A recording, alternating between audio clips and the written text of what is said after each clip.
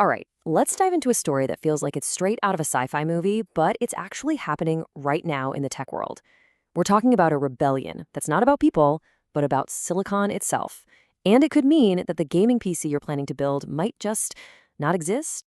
I mean, seriously, think about this for a second. You've been saving up, watching all the reviews, ready to pull the trigger on that beast of a graphics card, the one that's going to let you crank every setting to ultra. But what if the company that pretty much is PC gaming just decided they were done with you? So this isn't just a random thought experiment. The scenario we're unpacking here is a very possible future, set for 2026. For the first time in 30 years, NVIDIA just stops. No new GeForce cards, the RTX 50 Super Series, canceled. The 60 series? Who knows? This isn't your typical product delay, folks. This is a fundamental, ground-shaking shift. So what on earth is going on? Well, we're looking at a full-blown crisis. It's this bizarre situation where the very tech that's supposed to be making games better is actually threatening to pull the rug out from under the hardware we play them on. And this, right here, is the central paradox. You've got nearly 70% of game studios jumping on the AI bandwagon, using these new tools like crazy, but at the same time, more than half of the developers actually working on the games think AI is hurting their industry. So how can both of those things be true? Well, to figure that out, you just gotta follow the money. Let's zoom out and look at the corporate spreadsheets, because the reason gamers might be getting left in the dust, it's not personal, it's just business. And the numbers, well, they are absolutely mind-boggling. Okay, just look at this table. It tells an incredible story.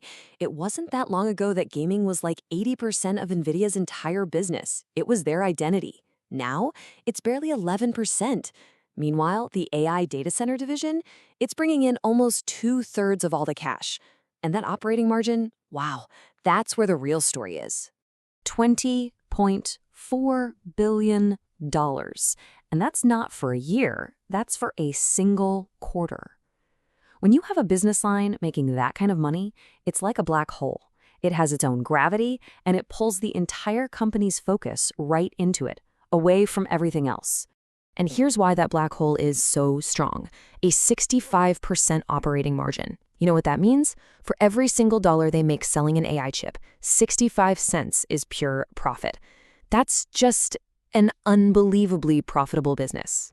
So at the end of the day, it's simple math. Selling one $30,000 AI chip is just wildly, astronomically more profitable than selling even a high-end $2,000 gaming card. The money is just screaming at them to go one way. But wait, it gets worse. There's a secret villain in this story, a global shortage of the superfast memory, the DRAM, that both AI chips and gaming cards desperately need. So now NVIDIA has a choice to make. They have a limited supply of this critical part. Do they use it to make, say, 100 gaming cards? Or do they use that same amount of memory to make 10 AI chips that are just immensely more profitable? The choice is, well, it's not really a choice at all, is it? And that corporate decision sends massive shockwaves out, and they come crashing right down on the people who actually make our games. It's created this completely bizarre paradox where developers are starting to fear the very tools they're supposed to be excited about.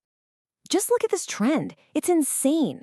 In just 2 years, the number of developers saying AI is harming the industry nearly tripled. It went from under 20% to over half of them. So what happened? What are they seeing on the ground that has them so spooked? This quote, this right here, explains everything. You have an artist, someone who has honed their craft for 15 years, and they're watching an AI do what takes them days of work in 10 seconds. And the message they're getting is cold and clear. Get with the program or get out of the way. This isn't about AI helping them do their job. This is about AI replacing their job. And there's a name for this whole trend: AI debt. It's this idea that studios are getting a short-term win by cutting costs and using AI instead of people. But the long-term price, the debt they're racking up, is the loss of human skill, talent, and creativity. You know, the stuff that actually makes new, innovative, exciting games in the first place.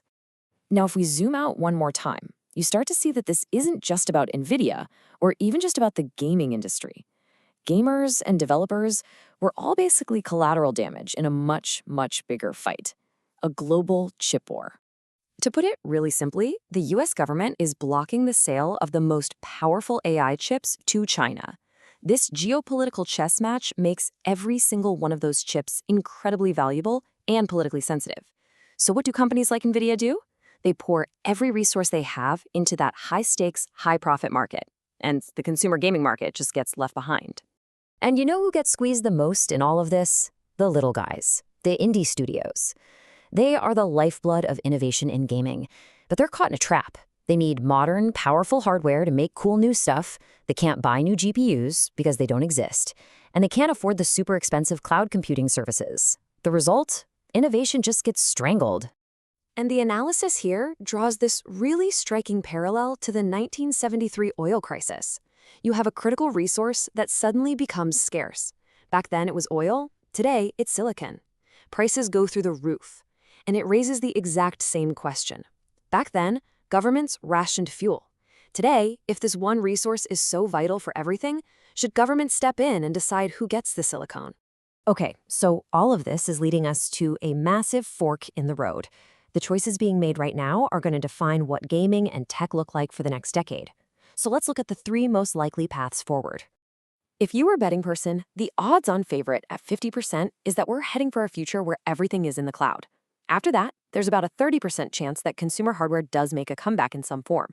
And then there's the wild card, a 20% chance that gamers just say no and start a full-on rebellion. So what do these futures actually feel like?